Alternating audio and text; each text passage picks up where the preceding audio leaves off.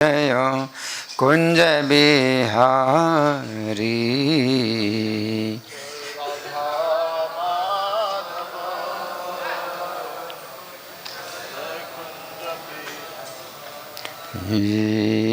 जय राधा माधव जय कुंज बिहारी।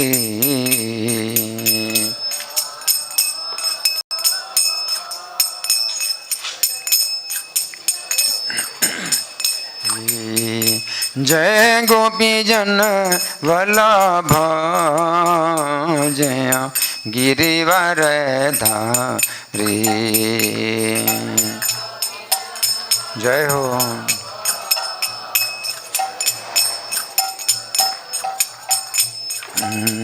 जय गोपी जन वल्लभ जय गिरिवर धारी।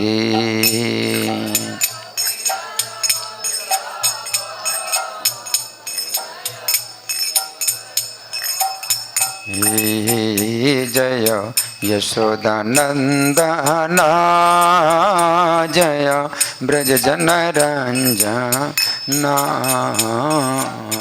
यशोदान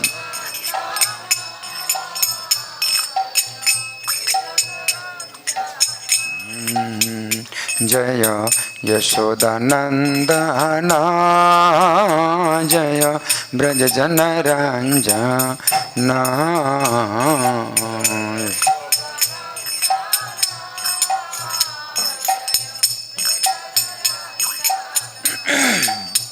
जय यमुना तीर बनचरी जय कुंज बिहारी।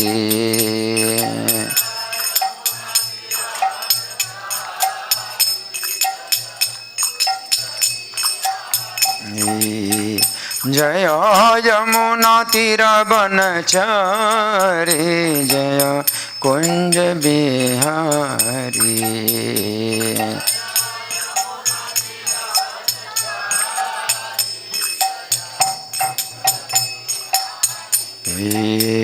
जय राधा माधव जय कुंज बिहारी।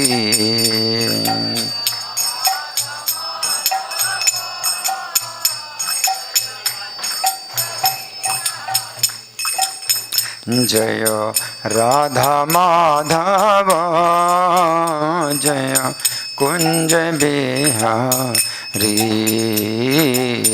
राधा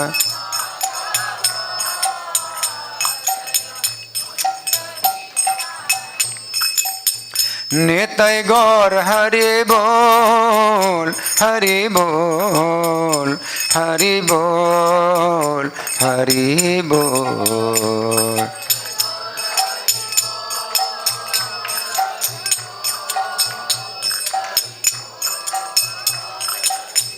जय प्रभुपदा प्रभुपदा प्रभुपदा प्रभुपदा।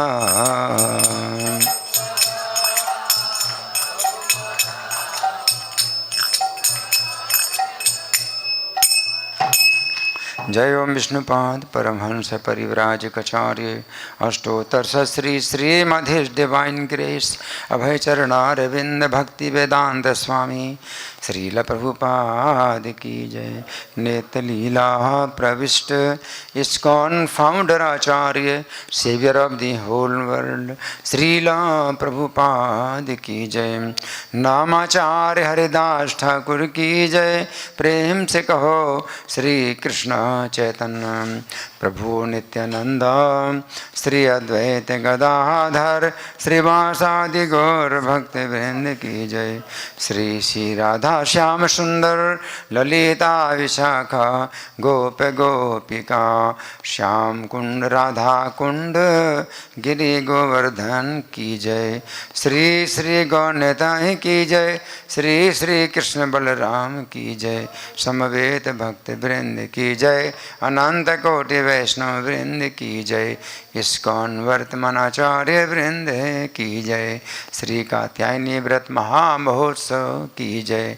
गौर प्रेमानंदे, all glories the assembled devotees, all glories the assembled devotees, all glories the assembled devotees, all glories to Sri Guru and Gauranga. Om Namo Bhagavate Vasudevaya. Om Namo Bhagavate Vasudevaya. Om Namo Bhagavate Vasudevaya. ग्रंथराज श्रीमद् भागवतम नवा स्कंद अध्याय 12। अध्याय का नाम है भगवान श्री रामचंद्र के पुत्र कुश की वंशावली। तो अध्याय का सारांश में पढ़ के सुना रहा हूँ। इस अध्याय में भगवान श्री रामचंद्र के पुत्र कुश के वंश का वर्णन हुआ है। इस वंश के सदस्य महाराज इक्ष्वाकु के पुत्र ससाद के उत्तराधिकारी यानी वंशज हैं।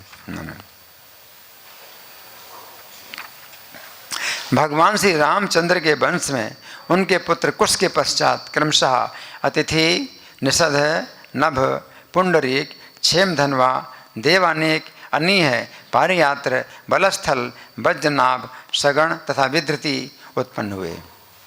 इन महापुरुषों ने संपूर्ण जगत पर शासन चलाया। विधृति से हिरण्यनाभ हुए जो आगे चलकर जैमिनी के शिष्य बने और उन्होंने योग प्रणाली की स्थापना की जिसमें याज्ञवल्क्य दीक्षित हुए। इस वंश में पुष्प, ध्रुव संधि, सुदर्शन, अग्निवर्ण, शीघ्र तथा मरु हुए। मरु ने योगाभ्यास में सिद्धि प्राप्त की और वे अब भी कलाप नामक ग्राम में रह रहे हैं। इस कलयुग के अंत में वे सूर्य वंश को पुनर्जीवित करेंगे। इस वंश में आगे चलकर प्रसूश्रुत, संधि, अमरसण, महाश्वान, विश्वबाहु, प्रसेनजित, तक्षक तथा बृहदबल हुए। बृहदबल बाद में अभिमन्यु द्वारा मारे गए। श्रील सुखदेव गोस्वामी ने बतलाया कि ये सभी राजा प्रयाण कर चुके थे। बृहदबल के भावी वंशज होंगे बृहदरण, उरु, क्रिया, वत्स, वृद्ध, प्रतिव्योम, भानु, देवाक, सहदेव, बृहदस्सु, भानुमान, प्रतीकाशु, सुप्रतीक, मरुदेव, सुनक्षत्र, पुष्कर, अंतरिक्ष, सुतपा, अमित्रजित, बृहदराज, बरही, कृतंजय, ऋणंजय, संजय, शाक्य, शुद्धोद, लांगल, प्रसेनजित, क्षुद्रक, ऋणक, सुरथ तथा सुमित्र, ये सभी एक के पश्चात एक राजा बनेंगे। इस कलयुग का अंतिम इक्ष्वाकु वंशी राजा सुमित्र होगा और उसके पश्चात ये वंश समाप्त हो जाएगा, है ना। तो अब श्लोक संख्या 1 है। श्री शुकवाच है। कुशस्य चातिथिस्तस्मान् निषधस्तत्सुतो नभः पुण्डरीकोऽथ तत्पुत्रः क्षेमधन्वा भवत्ततः। तो सुखदेव गोस्वामी अब यहाँ पर आगे कथा सुना रहे हैं। किस प्रकार की कथा है? इक्ष्वाकु वंश, इक्ष्वाकु वंश का वर्णन चल रहा है। ये मनु जो 7वें मनवंतर जो चल रहा है, 7वें मनु, ये कौन से मनु हैं? इनका नाम क्या है? वैवस्वत मनु। 7वां मनवंतर है, ये वैवस्वत मनवंतर कहलाता है। इसके मनु वैवस्वत मनु है। तो वैवस्वत मनु से एक तो सूर्यवंश निकला, दूसरा चंद्रवंश निकला। सूर्यवंश और चंद्रवंश ये दोनों निकले, है ना। तो जो सूर्यवंश है, तो ये कैसे निकला कि सूर्य के पुत्र है मनु, सूर्य के पुत्र है मनु, है, तो ये सूर्यवंश कहलाता है ना। और चंद्रवंश कैसे निकला कि ब्रह्मा जी से अत्रि मुनि का जन्म हुआ और अत्रि मुनि से चंद्रमा का जन्म हुआ और चंद्रमा के पुत्र हुए बुध और बुध के जो संबंध हुआ वो मनु के कन्या इला से संबंध हुआ। तो मनु की कन्या इला से संबंध हुआ बुध का, तो उससे पुरुरवा हुआ। तो ये चंद्रवंश इस प्रकार से चला है ना। तो अभी चल रहा है ये सूर्य वंश का वर्णन। सूर्य के पुत्र हुए मनु, ये मनु 7वें मनु है जो सूर्य के पुत्र हुए। सूर्य के पुत्र हुए मनु, और मनु के पुत्र हुए इक्ष्वाकु, और इक्ष्वाकु के 100 पुत्र हुए। उनमें से विकुक्षी का ये वंश चल रहा है। इक्ष्वाकु वंश, इक्ष्वाकु के पुत्र विकुक्षी से इक्ष्वाकु वंश चलता है, क्योंकि बड़े पुत्र से वो वंश चलता है ना। तो यहाँ पर बताया जा रहा है कि विकुक्षी के बाद जो है और भी जो राजा हुए, और फिर इसी वंश में श्री राम हुए हैं। और श्री राम का जो चरित्र है वो 2 अध्याय में सुखदेव गोस्वामी ने सुनाया। अब श्री राम का चरित्र जब समाप्त हो गया कि श्री राम जो है अपनी लीलाएं समाप्त करके परम धाम चले गए, है ना। तो अब श्री राम के बाद उनके वंश में कौन कौन से राजा हुए उसका वर्णन किया जा रहा है। तो यहाँ बताया जा रहा है कुश, श्री राम के 2 पुत्र हुए थे, कुश बड़े थे और लव छोटे थे। अब कुश के ये इक्ष्वाकु वंश जो है कुश से चलेगा, बड़े पुत्र से। तो कुश के वंश का वर्णन किया जा रहा है। और कुश के वंश में अब जो है हम क्या विशेषता देखते हैं, कुश के वंश की विशेषता क्या देखते हैं कि प्रत्येक राजा का एक ही पुत्र हुआ। इसका मतलब कोई शाखा है ही नहीं कोई। इसका कुश का जो वंश है वो बिल्कुल सीधा चलता है। जैसे कुशा होती है ना, कुशा, तो कुशा की एक नोक होती है ना। तो उसी नोक में जो है सीधे चला रहा है, कोई और दूसरे मतलब पुत्र हुए नहीं, एक एक पुत्र हुआ, एक प्रत्येक राजा का एक पुत्र हुआ, है ना। तो एक पुत्र की जो है ये चल रही है श्रृंखला। तो कुश के जो पुत्र हुए वो हैं अतिथि। ये सब नाम बड़े पवित्र हैं, इसलिए आप लोग मेरे पीछे बोलिए। कुश के पुत्र हुए अतिथि, है ना। अतिथि के पुत्र हुए निषद, कौन? निषद। और निषद के पुत्र हुए नभ, क्या? नभ। और नभ के पुत्र हुए पुंडरीक, और पुंडरीक के पुत्र का नाम क्षेमधनवा। कुशस्य च अतिथिस् तस्मात्, कुश के पुत्र हुए अतिथि, तस्मात् यानी उनसे निषद हुए, और उनके पुत्र हुए नभा, तत्सुतो नभा। पुंडरीको तत्पुत्र, फिर उनके पुत्र हुए पुंडरीक, और क्षेमधनवा भवत्ततः, और उनके पुत्र हुए क्षेमधनवा, है ना। फिर क्षेमधनवा के पुत्र देवानेकस्ततो नीहा। क्षेमधनवा के पुत्र देवानेक, क्या? देवानेक, हाँ। और ततो अनीहा, उनके पुत्र अनी है, क्या नाम? अनी है। फिर पारियात्रोथ तत्सुतः, फिर उनके पुत्र हुए पारियात्र, क्या नाम? पारियात्र। फिर ततो बलस्थल तस्मात्, फिर उनके पुत्र हुए बलस्थल, क्या नाम? बलस्थल। तस्मात् वज्रनाभा, उनके पुत्र हुए वज्रनाभ, क्या नाम? वज्रनाभ। वज्रनाभो अर्घ संभवा, जो सूर्य के तेज से उत्पन्न हुए। वज्रनाभ जो है सूर्य के तेज से उत्पन्न हुए, है ना। तो एक वज्रनाभ हमारे चंद्रवंश में भी हैं, भगवान श्री कृष्ण के पुत्र प्रद्युम्न, और प्रद्युम्न के पुत्र अनिरुद्ध, अनिरुद्ध के पुत्र वज्रनाभ, है ना। तो वो भगवान कृष्ण के वंश में है वज्रनाभ। तो उनका भी बड़ा जो है महात्म्य है वज्रनाभ, है ना।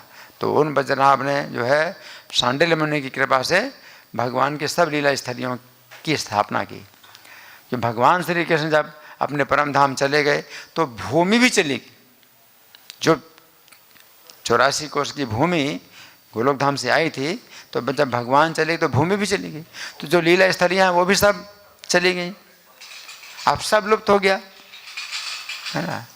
तो उस समय फिर क्या है कि वज्रनाभ जब राजा बने तो कोई प्रजा नहीं और कोई जो है भगवान की लीलाओं के चिन्ह भी नहीं।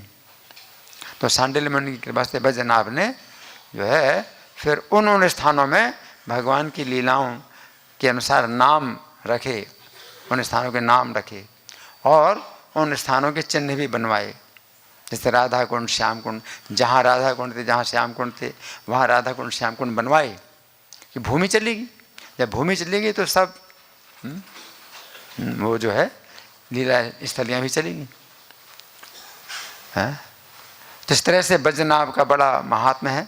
और यहाँ पर भी वज्रनाभ जो भगवान श्री राम के वंश में हुए, कुश के वंश में हुए, तो ये वज्रनाभ कैसे हैं? अर्घ संभवा, सूर्य से उत्पन्न हुए, सूर्य के तेज से उत्पन्न हुए, है ना। अब वज्रनाभ के बाद क्या है? सगणस तत्सुतस, सगण उनके पुत्र सगण, क्या नाम? सगण। तस्मात् विधृति, उनके पुत्र विधृति, क्या नाम है? विधृति। विधृतिश्चाभवत् स्वतः, उनके पुत्र विधृति। ततो हिरण्यनाभो भूत, और उनके पुत्र हुए हिरण्यनाभ, क्या नाम? हिरण्यनाभ। अभूत योगाचार्यस्तु जैमिने, और वे जो है जैमिनी के जो है शिष्य थे और महान योग आचार्य हुए, है ना। तो जैमिनी के शिष्य हुए, योग के महान आचार्य बने, है ना। तो योग आचार्य हैं ये हिरण्यनाभ, कुश के वंश में जो हिरण्यनाभ है वो महान योगाचार्य बने, है ना। शिष्या कौशल आध्यात्मम याज्ञवल्क्योऽधिगत्यतः, तो अध्यात्म योग नाम की जो है इन्होंने जो प्रणाली का जो है आविष्कार किया था, अध्यात्म योग की प्रणाली का इन्होंने आविष्कार किया। किन्होंने? हिरण्यनाभ ने अध्यात्म योग की प्रणाली का आविष्कार किया, है ना। जैमिनी के शिष्य बने। जैमिनी ये व्यास जी के शिष्य हैं, व्यास जी के शिष्य हैं जैमिनी, उनके शिष्य ये हुए, हाँ, कौन? हिरण्यनाभ, है ना। और हिरण्यनाभ ने याज्ञवल्क्य को अध्यात्म योग का जो है उपदेश दिया। तो याज्ञवल्क्य ये कौन है? ये गर्ग मुनि की जो पुत्री गार्गी, उसके पति हैं। तो गर्ग मुनि के कौन लगे? दामाद। याज्ञवल्क्य जो है गर्ग मुनि के दामाद लगे। तो गर्ग मुनि भी भगवान श्री कृष्ण के समकालीन है ना। तो वो याज्ञवल्क्य जो है, जो गर्ग मुनि के दामाद हैं, इनके शिष्य हुए। किनके? हिरण्यनाभ के शिष्य बने। तो हिरण्यनाभ का कितना महात्म्य है, श्री राम के वंश में जो हिरण्यनाभ, इनका कितना महात्म्य है ना। योगम महोदयम ऋषिर हृदय ग्रंथि भेदकम, तो ये जो योग है ये बहुत ही महान शक्तिशाली योग है, जो कि हृदय की ग्रंथि को जो है ये भेदन करता है, हृदय की ग्रंथि का भेदन करता है। हृदय की ग्रंथि ही जो है मतलब ये है जो कि भौतिक संसार में जन्म मरण से बांधती है ना। तो भागवत में बताया गया ना, तयोर मिथो हृदय ग्रंथि मायु पुंसा स्त्रिया मिथुनी भाव में तम तयोर मिथो हृदय ग्रंथि मायु। जो स्त्री और पुरुष का जो एक दूसरे के प्रति आसक्ति है, ये हृदय की ग्रंथि है ना। तो जब तक ये हृदय की ग्रंथि खुल नहीं जाती है ना, तब तक कोई व्यक्ति जन्म मरण से छूटता नहीं, है ना। तो ये जो हिरण्यनाभ है, ये इतने महान योगाचार्य बने।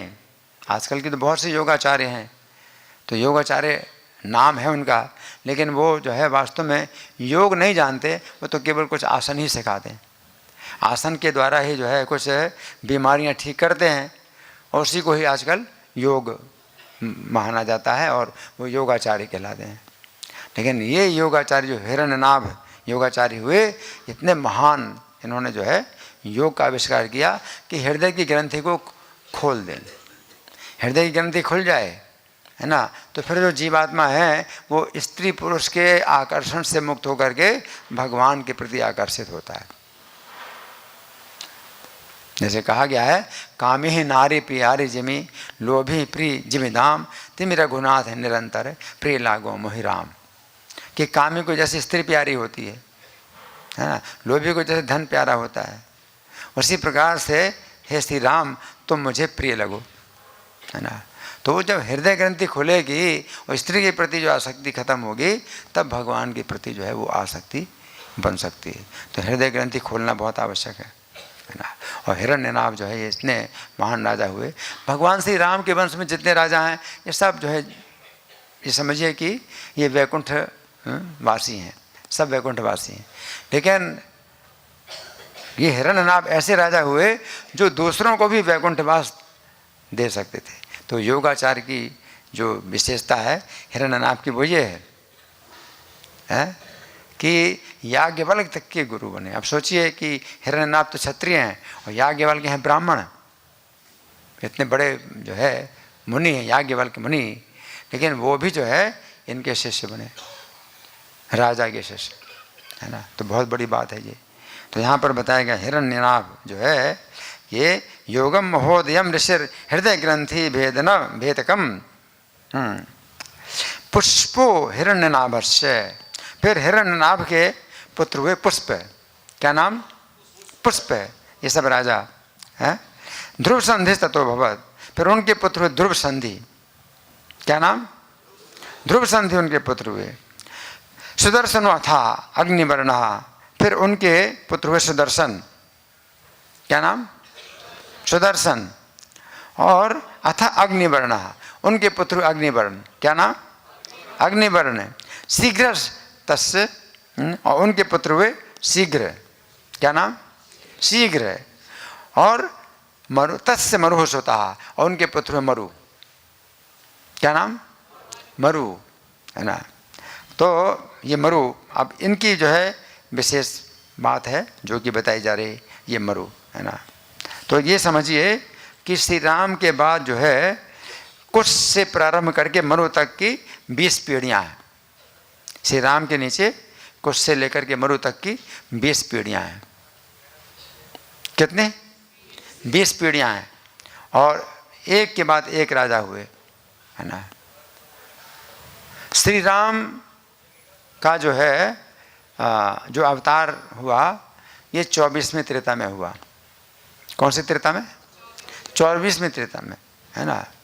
और 24वें त्रेता के बाद जो है 24वां द्वापर आया, फिर उसके बाद 24वां कलयुग आया, फिर 25वां सतयुग आया, फिर 25वां त्रेता, फिर 25वां द्वापर, फिर 25वां कलयुग, फिर 26वां सतयुग, फिर 26वां त्रेता, फिर 26वां द्वापर, 26वां कलयुग, फिर 27वां सतयुग, फिर 27वां त्रेता, फिर 27वां द्वापर, फिर 27वां कलयुग, फिर 28वां सतयुग, फिर 28वां त्रेता, फिर 28वां द्वापर, फिर 28वां कलयुग ही चल रहा है, 28वां कलयुग चल रहा है। तो श्री राम के समय से अभी तक के जो है ये जो मरु महाराज हैं, मरु राजा हैं, तो ये जो है 20 पीढ़ियों में, 20 पीढ़ियों में जो है मतलब इतना समय बीत गया। 24वीं त्रेता से लेकर के 28वें द्वापर में, ये द्वापर के राजा हैं मरु, 28वें द्वापर के।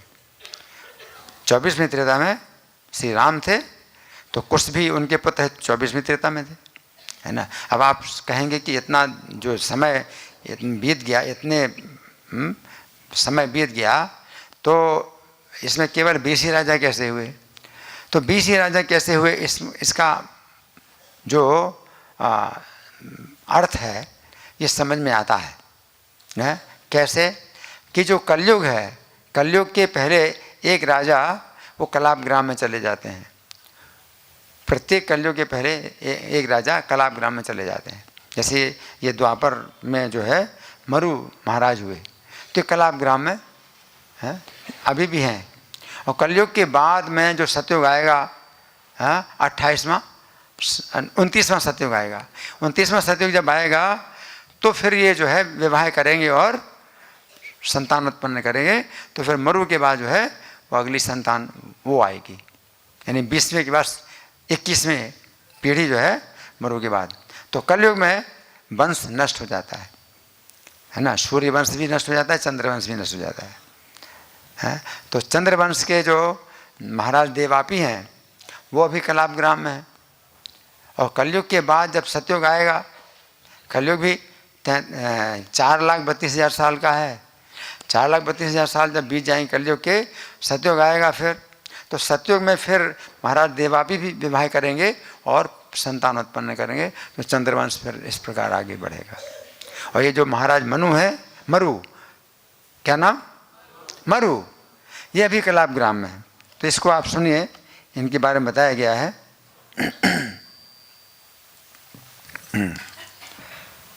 मरु, ठीक है। तो ये श्लोक बोर्ड में है क्या, आ गया? तो इसको आप मेरे पीछे बोलिए। सोसावास्ते योग सिद्ध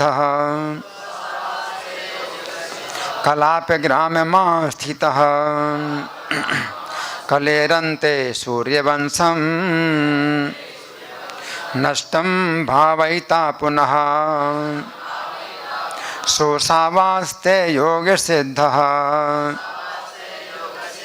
कलाप ग्राम स्थित कलेरन्ते सूर्यवंशम नष्टं भावयिता पुनः।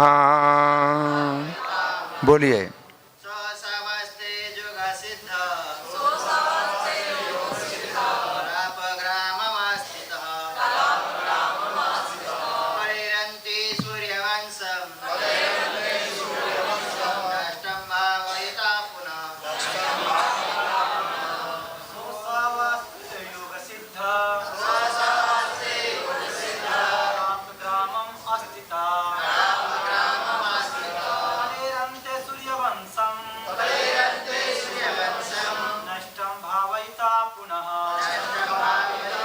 वैष्णव देवियाँ,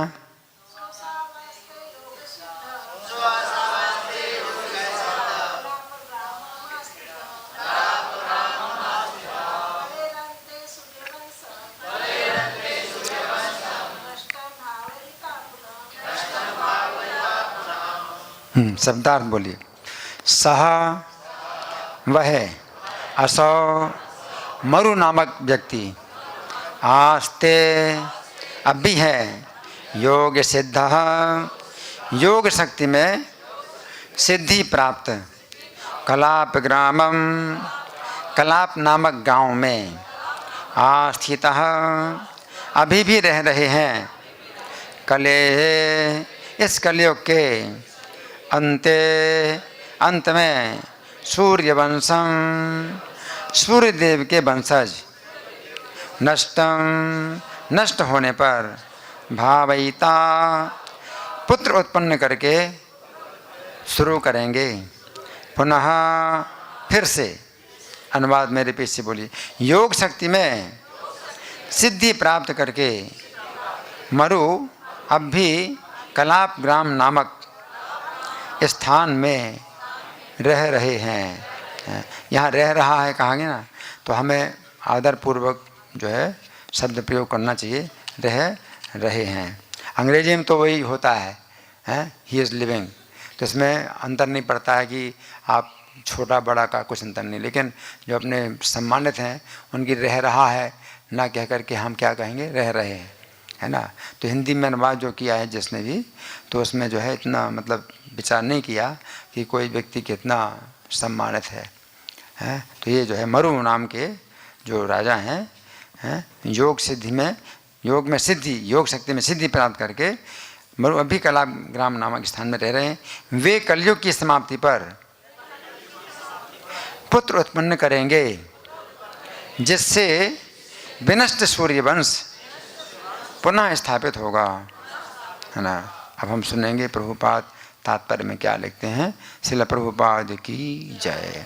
कम से कम 5000 वर्ष पूर्व श्रील सुखदेव गोस्वामी ने कलाप ग्राम में मरु के अस्तित्व का निर्धारण किया था और कहा था कि मरु योग सिद्ध शरीर प्राप्त करके कलयुग के अंत तक रहेंगे, है ना।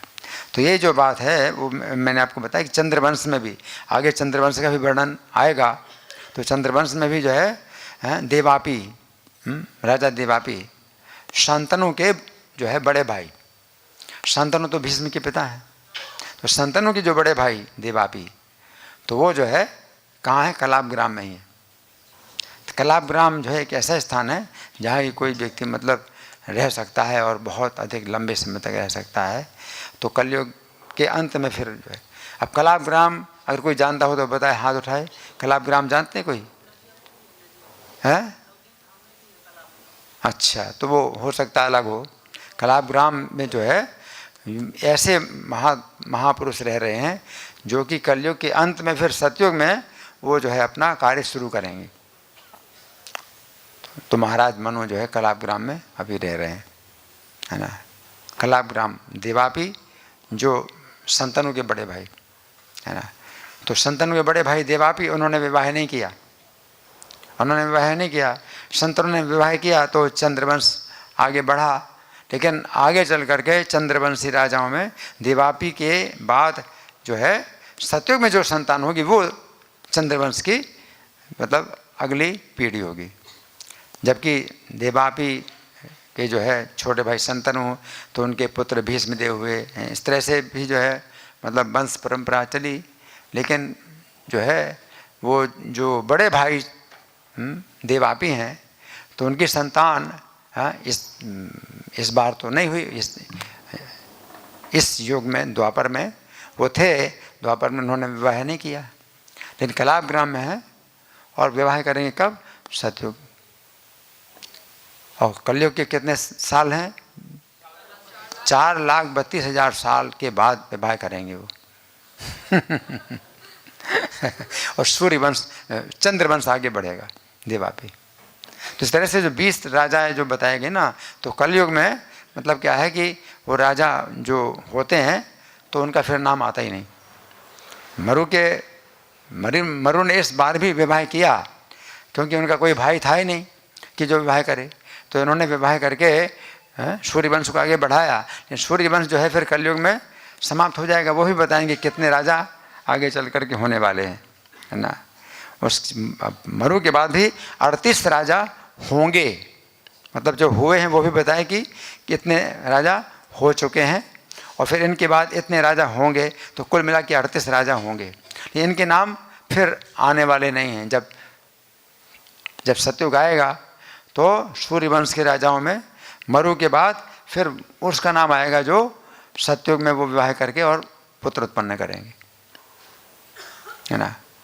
तो इसमें जो विवाह किया है उन्होंने, मरु ने विवाह किया, पुत्र उत्पन्न कर दिया, तो अपने पुत्र को पत्नी को छोड़कर कलापग्राम में चले गए, है ना। और पुत्र के बाद और पुत्र हुए। तो इस तरह से 38 पीढ़ियाँ फिर भी उनकी चली, कलयुग में चली, लेकिन इनके नाम नहीं आने वाले। तो केवल 20 राजा ही नाम आए, 20 राजाओं के ही नाम आए हैं जो श्री राम के बाद मतलब हुए। कुछ को मिला करके 20 राजाओं के नाम आते हैं। सतयुग में जो है आयु बहुत लंबी होती है, आप समझे, 1 लाख साल की आयु होती है, 1 लाख साल की आयु होती है। और राजा लोग भी जो है ऐसे होते हैं कि पुत्र उत्पन्न नहीं करते, जैसे विवाह हो गया पुत्र उत्पन्न नहीं करते। अगर 1 लाख साल की आयु है किसी राजा की, तो 1 लाख साल के बाद वो पुत्र उत्पन्न करेंगे, ताकि फिर वो अगला 1 लाख साल वो भी राज्य करेगा।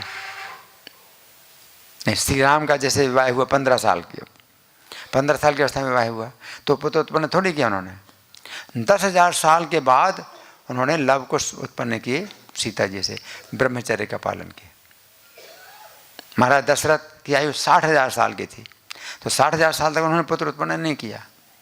60,000 साल तब उन्होंने चिंता हुई अब पुत्र उत्पन्न होना चाहिए। तो ये राजा लोग मतलब राजर्षि हैं। ये जो है भोगों के बीच में रहते हुए भी विरक्त रहते हैं। महाराज दशरथ जी राजर्षि 60,000 साल के बाद सोचते कि अब पुत्र उत्पन्न होना चाहिए। और ये श्री राम के वंश में जो पुत्र होते हैं ये सब दीर्घायु, मतलब ऐसा भी नहीं कि बीच में मतलब कोई मर जाए, तो बीच में कोई मर जाए तो वंश नष्ट हो जाएगा, है। उन्होंने पुत्र उत्पन्न किया ही नहीं, है ना। तो इस तरह से अगर आप सोचें तो फिर जो है इतने सतयुग त्रेता और द्वापर बीते, केवल 20 राजा कैसे हुए।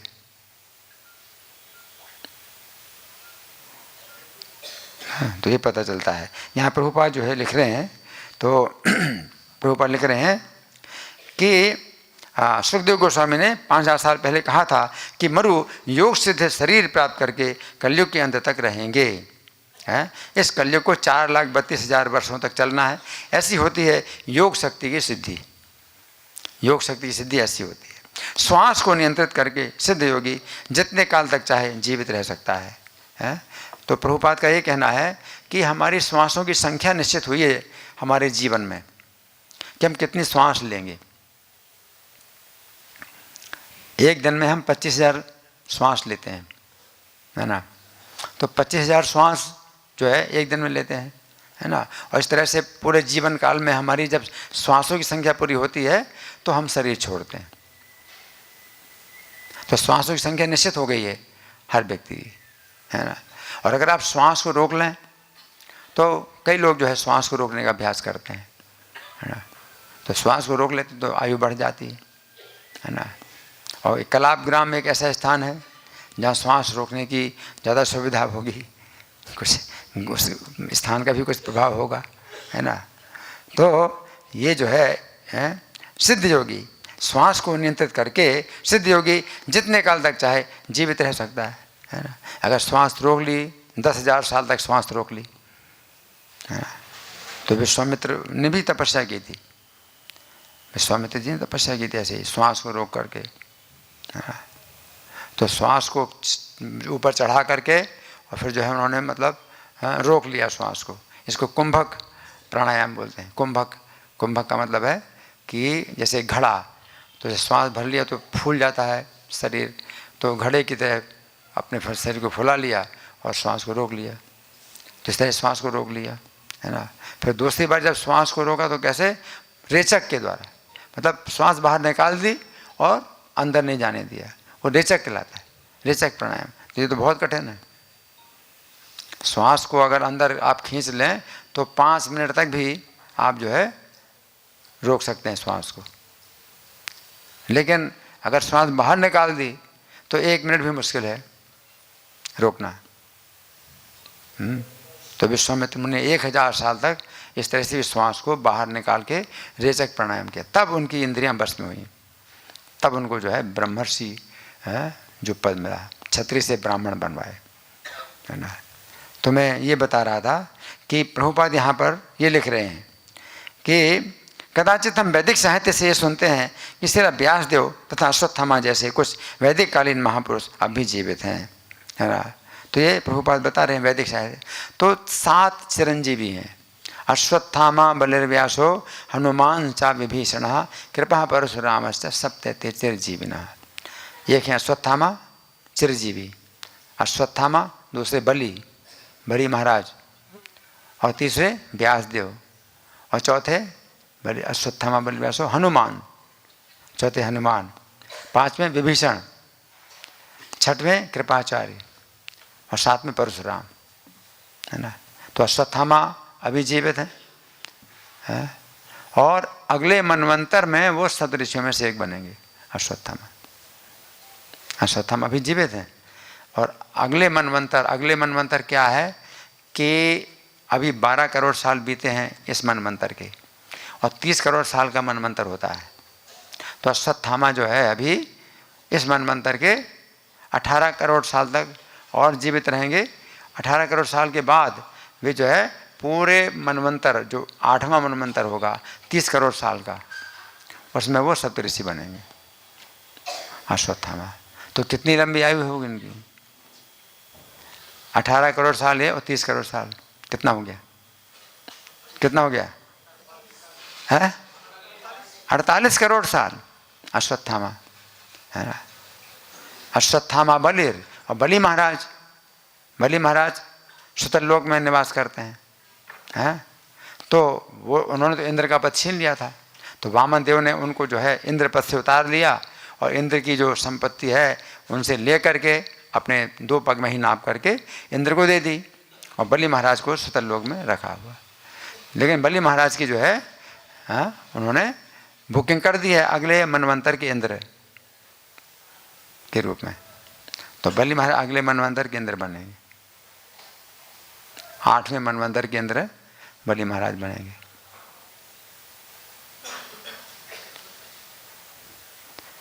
और इंद्र का भी जो है जीवन काल 1 मनवंतर होता है, 30 करोड़ साल।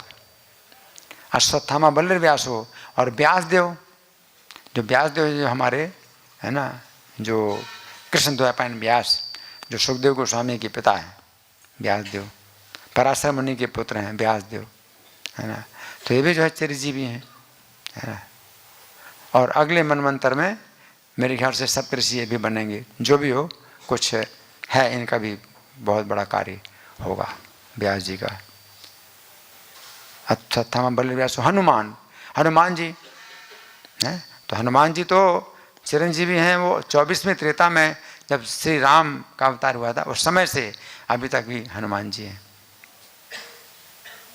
हनुमान जी ने भगवान श्री राम से इतनी लंबी आयु मांगी कि जब तक इस पृथ्वी पर आपकी कथा रहे तब तक मैं जीवित रहूं। हरि बोल।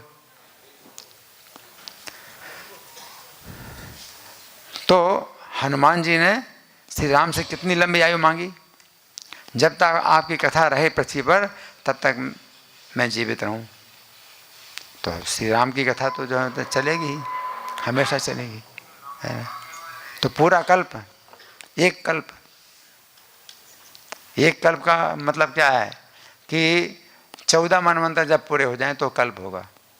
तो 7वां मनवंतर ये चल रहा है ना। तो 7वां मनवंतर तो 30 करोड़ साल इसके हैं, और फिर 30 करोड़ साल के 7 मनवंतर और हैं। तो हनुमान जी तब तक रहेंगे इस पृथ्वी पर। हनुमान च विभीषण ने भी जो है श्री राम ने उनको, विभीषण ने जो है लंबी आयु दी। ये विभीषण और रावण, कुंभकर्ण, तीनों भाइयों ने मतलब आयु मांगी थी, अपनी लंबी आयु मांगी थी, बहुत लंबी आयु। ये चिरकाल तक जीवित रहे, है ना। तो रावण के लिए ब्रह्मा जी ने जो है ये आयु मतलब ऐसा नहीं दिया कि तुम्हें जो है चिर जीवन प्राप्त हो। तो रावण को जो है मतलब कुछ छिद्र मतलब देना पड़ा कि कुछ छिद्र मतलब ऐसे मैं देता हूँ कि जिसमें मेरी मृत्यु हो सकती है, तो मनुष्य और बानरों के सिवा और कोई ना मार पाए। तो ब्रह्मा जी ने ये वर दिया, है ना। और कुंभकर्ण ने जो है निद्रा का वरदान मांगा था, तो उसकी तो फिर मतलब कुछ है ही नहीं कि भाई वो कब तक जिंदा रहेगा, कब मरेगा, है ना। विभीषण के लिए चूँकि उन्होंने वर मांगा था कि मेरा जो मन है हमेशा धर्म में लगा रहे, मैं धर्म के पथ पर चलता रहूँ, तो ब्रह्मा जी ने बिना मांगे विभीषण को वर दिया कि तुम्हारी आयु चिरकाल तक रहेगी। रावण जो है मतलब उनकी गलत मतलब भावना है, और वो लंबी आयु मांगते हैं तो लंबी आयु नहीं मिलेगी तुम्हें, है ना।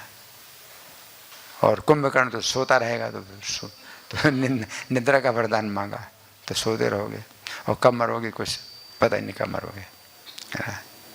तो हनुमान च विभीषणा कृपाचार्य। तो कृपाचार्य जो कि शरद्वान के पुत्र थे, कृपाचार्य द्रोणाचार्य के साले, तो वो जो है महाभारत युद्ध में जीवित रहे। तो वो भी अगले मनवंतर के सप्तऋषि बनेंगे। अश्वत्थामा और कृपाचार्य दोनों सप्तऋषियों में से 2 सप्तऋषि बनेंगे। तो कृपाचार्य भी जीवित हैं। तो कृपा परशुराम से, और परशुराम जी भी अगले मनवंतर के सप्तऋषि बनेंगे। परशुराम जी जो है अभी भी महेंद्र पर्वत पर निवास करते हैं, और वे श्री राम के समय में भी थे परशुराम जी, है ना। तो इस तरह से सप्त चिरंजीवी हैं।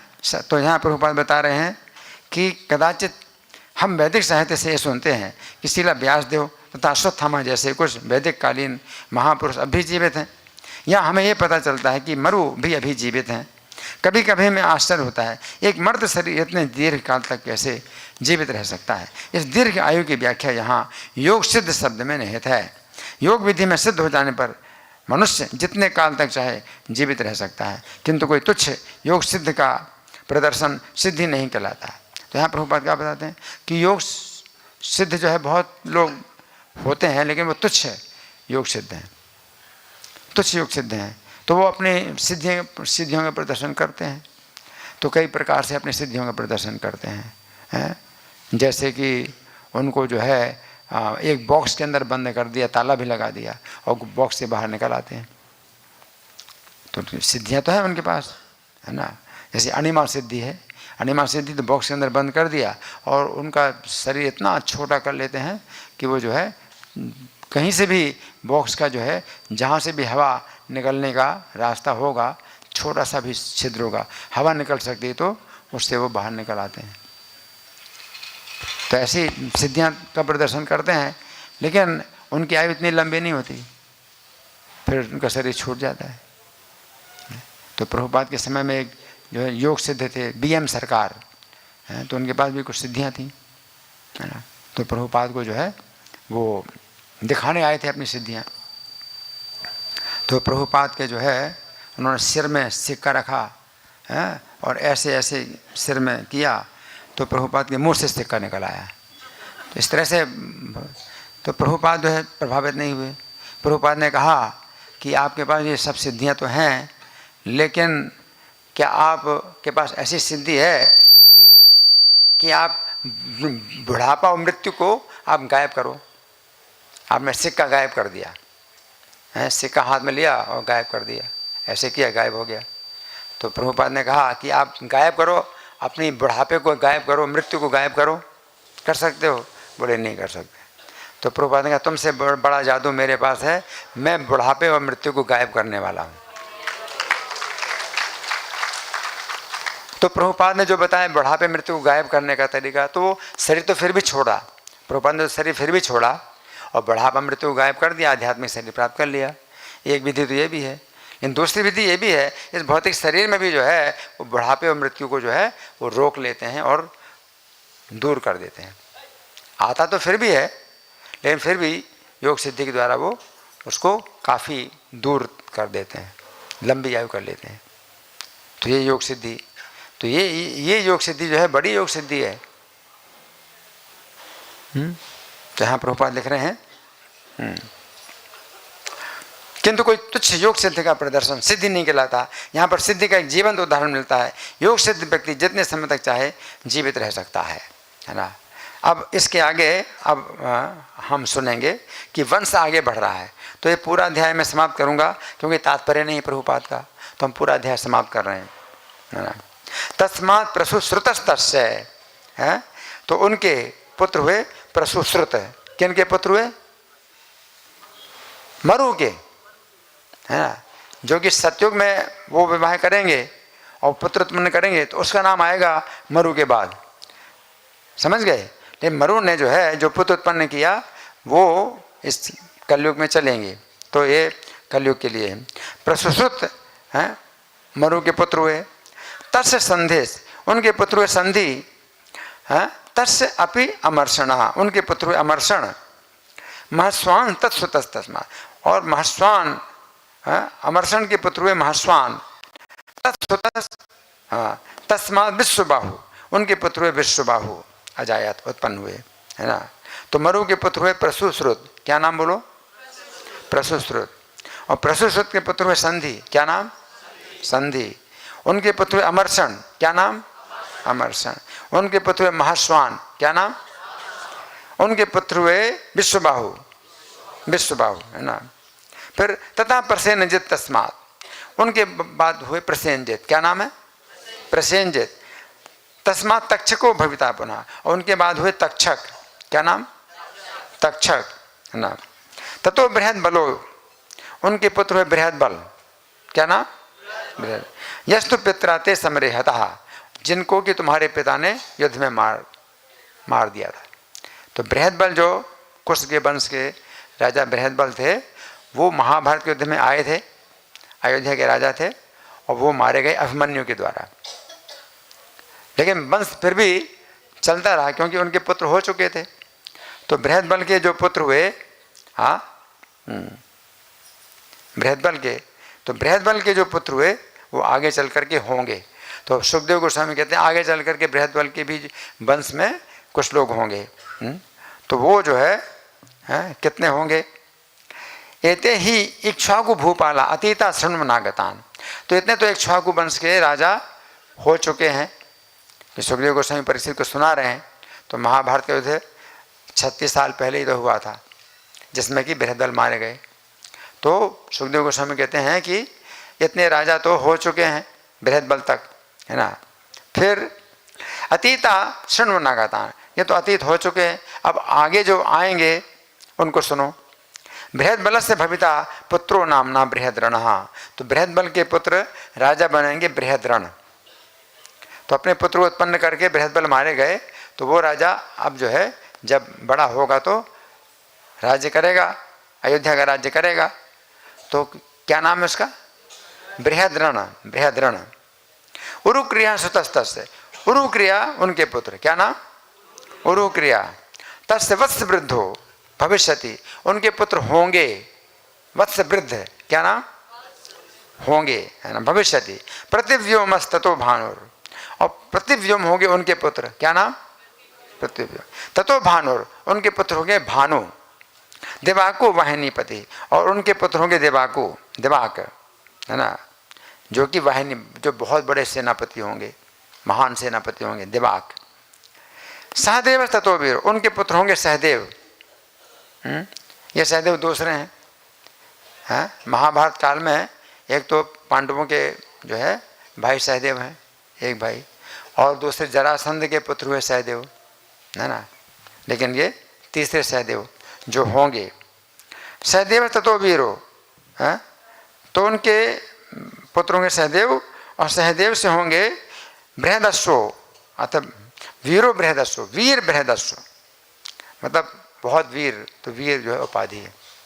बृहदस्व नाम के पुत्र होंगे, क्या नाम? क्या नाम? बृहदस्व। बृहदस्व, वीर बृहदस्व होंगे। और वीर बृहदस्व से प्रतीकाश्व, उनके पुत्र होंगे प्रतीकाश्व, क्या नाम? प्रतीकाश्व। भानुमतः, उनके पुत्र होंगे भानुमान।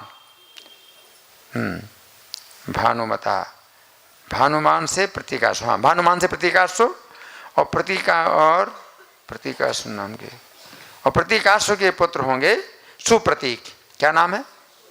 सुप्रतीक। सुप्रतीको तत्स्वतः। फिर भविता मरुदेवोथ है सुनक्षत्रों से पुष्करा, फिर उनके पुत्र होंगे मरुदेव, क्या नाम? मरुदेव। सुनक्षत्र अथ पुष्करा, उनके पुत्र होंगे सुनक्षत्र, क्या नाम? सुनक्षत्र। और उनके पुत्र होंगे पुष्कर, क्या नाम? पुष्कर।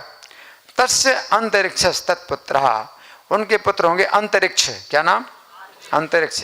तत्पुत्र सुतपा, उनके पुत्र होंगे सुतपा, क्या नाम? सुतपा। तद अमित्रजित, उनके पुत्र होंगे अमित्रजित, क्या नाम? अमित्रजित। ये अमित्रजित नाम जो है, ये मेरा नाम है जितामित्र, और वे अमित्रजित, एक ही मतलब है। जित अमित्र, तो यहाँ जित पहले आ गया और अमित्र बाद में आ गया। अमित्र माने शत्रु, जो शत्रुओं को जीतता है, जिसके शत्रु पराजित होते हैं। तो जित, जितामित्र कहें या अमित्रजित कहें, एक ही मतलब है। तो अमित्रजित जो है उनके होंगे राजा उसमें। बृहदराजस्तु तस्यापि, उनके पुत्र होंगे बृहदराज, क्या नाम? बृहदराज। बर्हिस् तस्मात्, उनके पुत्र होंगे बर्ही, क्या नाम? बर्ही। तस्मात् कृतंजय, उनके पुत्र होंगे कृतंजय, क्या नाम? कृतंजय। हाँ, रणंजय तस्य सुतः, उनके पुत्र होंगे रणंजय, क्या नाम? रणंजय। और संजयो भविता तथा, उनके पुत्र होंगे संजय, क्या नाम? संजय। अब ये जो है जय से 3 राजा हैं, कृतंजय, रणंजय और संजय। तस्मात् शाक्योद शुद्धोदो, उनके पुत्र होंगे शाक्य, क्या नाम? और अथ शुद्धोदो, उनके पुत्र होंगे शुद्धोद, क्या नाम? शुद्धोद। लांगल तत्सुता स्मृता, उनके पुत्र होंगे लांगल, क्या नाम? लांगल। तथा प्रसेनजित, उनके पुत्र होंगे प्रसेनजित, क्या नाम? प्रसेनजित। और तस्मात् क्षुद्र को, उनके पुत्र होंगे क्षुद्रक, क्या नाम? क्षुद्रक। क्षुद्र को भविता ततः, रण को भविता तस्मात्, उनके पुत्र होंगे रणक। क्या नाम? रणक। सुरथस तन्यस तथा, उनके पुत्र होंगे सुरथ। क्या नाम? सुरथ। हाँ। सुमित्रो नाम निष्ठांत ये ते बार है बलान्मया, और उनके पुत्र होंगे सुमित्र। क्या नाम? सुमित्र। तो बृहद बल के जो है ये वंशज हैं, बृहद बल के इतने वंशज हैं जो कि होंगे, भविष्य में होंगे, है ना। तो वैसे तो मरु के बाद जो है इनके नाम आने वाले नहीं हैं। सतयुग जो आएगा कलयुग के बाद, तो ये 38 राजाओं के नाम आने वाले नहीं हैं, क्योंकि मरु के बाद जो वो दूसरी शादी करेंगे सतयुग में, उनसे जो पुत्र होगा वो नाम आएगा। 38 नाम जो है ये सतयुग में डिलीट हो जाएंगे। लेकिन अभी जो होने वाले हैं बृहद बल तक तो हो चुके हैं, 38 में से बृहद बल तक तो हो चुके हैं, हैं? और बृहद बल के बाद जो होंगे उनके नाम बताए। इसमें मैं गिन सकता हूँ कि मरु के बाद जो है, मरु के बाद जो है एक प्रसुश्रुत, दूसरे संधि, तीसरे अमर्षण, चौथे महाश्वान, पांचवें विश्वबाहु, छठवें प्रसेंजद, सातवें तक्षक और आठवें बृहद बल, है ना। तो मरु से जो है 8 जो राजा होंगे उनके नीचे पीढ़ी के बृहद बल तक जो कि हो चुके हैं, है ना। और बाकी जो है 30 राजा आगे जो होने वाले हैं वो होंगे। उसके बाद ये वंश समाप्त हो जाएगा। तो अंतिम जो राजा होंगे वो कौन से होंगे जिनके बाद ये वंश समाप्त हो जाएगा? कौन सा नाम बताया मैंने? कौन बताएगा? सुरथ? नहीं। कौन बताएगा? सुमित्र। सुमित्र जो है अंतिम राजा। इक्ष्वाकु नाम अयम वंशः सुमित्रांतो भविष्यति। इक्ष्वाकु वंश के जो है, जो वंश है इक्ष्वाकु वंश में सुमित्र अंत में होंगे, अंत में सुमित्र होंगे। यतस्तम प्राप्य राजानम संस्थाम प्राप्स्यति वैकलो। और उन सुमित्र के बाद जो है ये जो राजाओं का जो वंश है, जो इक्ष्वाकु वंश है, ये संस्थाम कलयुग में समाप्त हो जाएगा। सुमित्र के बाद जो है इस वंश का अंत हो जाएगा, है ना।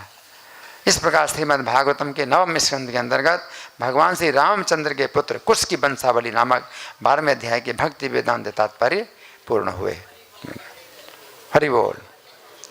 तो ये अध्याय मैंने पूरा किया है, मुझे पूरा अध्याय मिल गया, क्योंकि प्रभुपाद का एक ही तात्पर्य है, एक श्लोक का तात्पर्य है, तो पूरा अध्याय मैंने समाप्त कर दिया। ठीक है। तो अभी हमारे पास कुछ समय है, आप लोगों की ओर से कोई प्रश्न है, कोई चर्चा है? जी, माइक है इनके पास, माइक दे दो। ये इन्होंने हाथ उठाया ना, इन्होंने हाथ उठाया है, बोलो। हरे कृष्ण प्रभु जी।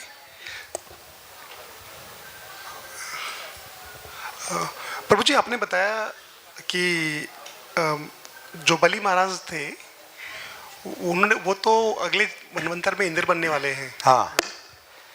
तो मेरा प्रश्न ये है, बलि महाराज को तो हम, वो तो बहुत बड़े भक्त हैं भगवान के, आत्मनिवेदन के लिए जो कि सबसे मुश्किल होता है उसके लिए जाना जाते हैं। अच्छा प्रश्न है इनका। प्रश्न ये है कि फिर इंद्र बनने से उनको क्या लाभ होगा, क्योंकि महाभागवत 12 महाजनों में से एक बलि महाराज हैं, तो आगे चलकर इंद्र बनेंगे तो उसमें क्या।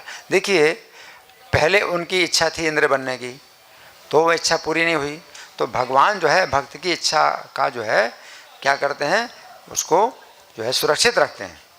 कि पहले इच्छा थी इंद्र बनने की और इंद्र बन भी गए, इंद्र का जो है सब संपत्ति छीन ली, तीनों लोगों के जो है इंद्र बन गए, है ना।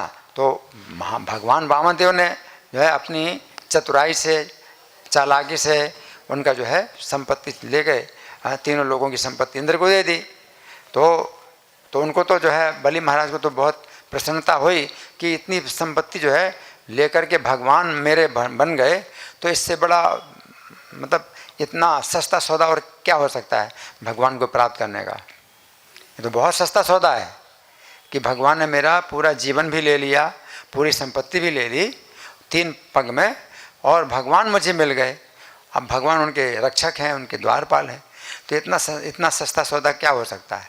तो बलि महाराज तो इतने संतुष्ट हैं। और इंद्र को क्या मिला, इंद्र ने जो है वो भगवान के चरणों की सेवा ना मांग करके वो जो संपत्ति मांगी, इंद्र तो ठगा गया।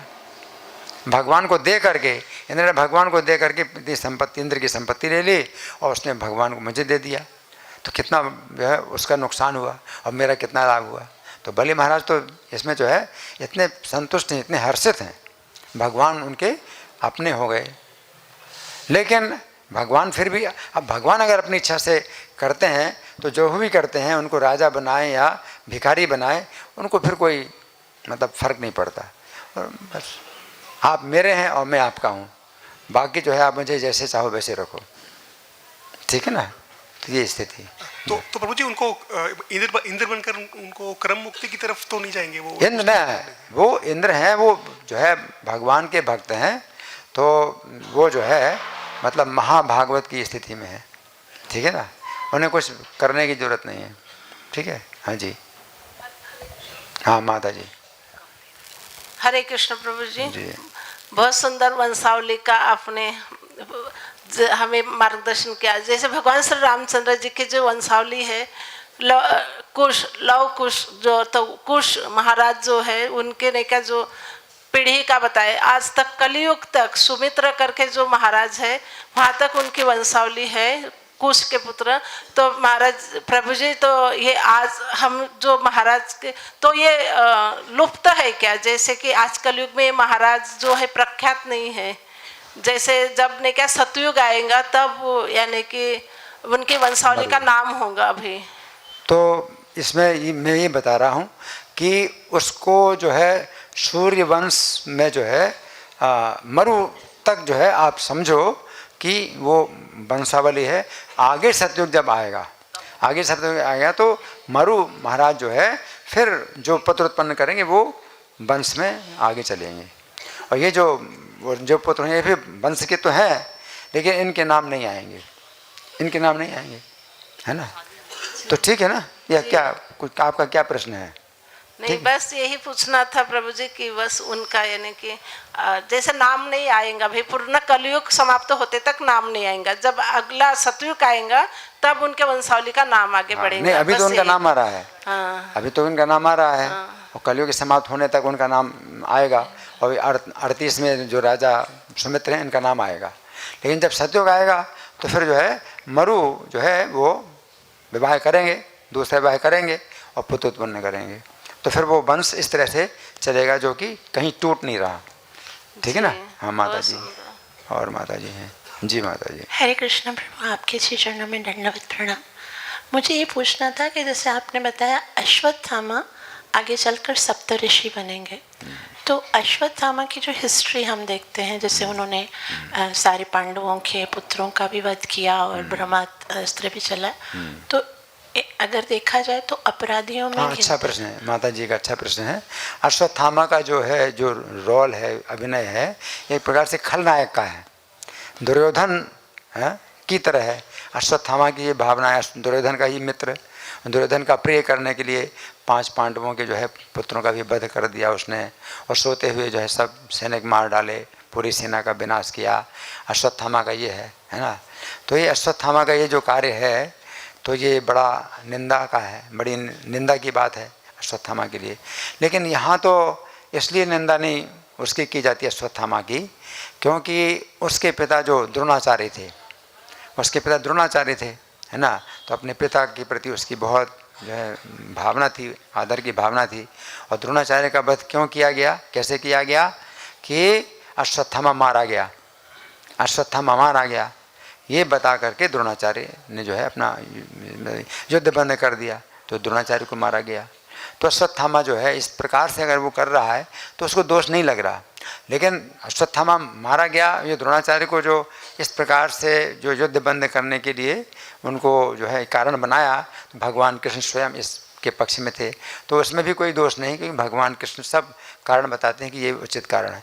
अश्वत्थामा इतना नहीं समझ सकता, अश्वत्थामा इतना नहीं समझ सकता, तो जितना समझ सकता है उसके अनुसार वो उसने जो कार्य किया वो उसको भी उसमें दोष नहीं लगता। लेकिन दोष कहाँ लग रहा है, अश्वत्थामा को दोष कहाँ लग रहा है कि जब अश्वत्थामा भागा है और अर्जुन जो है उसके पीछे जाते हैं, अश्वत्थामा के पीछे जाते हैं और अश्वत्थामा जो है अब अपने प्राणों की रक्षा के लिए ब्रह्मास्त्र छोड़ता है, पूरे पांडव वंश का विनाश करने के लिए संकल्प किया, पूरे पांडव वंश का विनाश हो जाए, है ना, अपने जीवन की रक्षा के लिए। अर्जुन ने ब्रह्मास्त्र छोड़ा कि पांडवों की रक्षा हो, पांडवों के वंश की रक्षा हो, तो दोनों आपस में टकरा गए ब्रह्मास्त्र, और वो तो प्रलय हो जाएगी, क्योंकि दोनों ब्रह्मास्त्र अमोघ हैं। एक ब्रह्मास्त्र पांडवों के वंश का नष्ट करेगा, दूसरा ब्रह्मास्त्र है जो पांडवों के वंश की रक्षा करेगा, तो बहुत भारी मतलब ये सृष्टि का ही विनाश हो जाएगा। तो फिर अर्जुन को कहा गया आप अपना ब्रह्मास्त्र लौटा लो। अर्जुन का मेरा ब्रह्मास्त्र लौट आएगा, मेरा ब्रह्मास्त्र कुछ नहीं करने वाला है, वो तो केवल रक्षा करेगा।